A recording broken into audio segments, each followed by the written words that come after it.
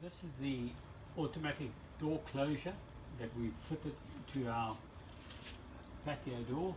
It's got two closures coming together with these two wires that actually pull the doors together. I've actually got it in the open position, and if I need to, I just have to unlatch it and let it come together. I've set this door to close slower than that door, just to give you an idea, but you can increase the speed. And it closes together, it latches 100%, and usually I would use this door, and this is the one that will come out of, and then just leave it and let it close on its own.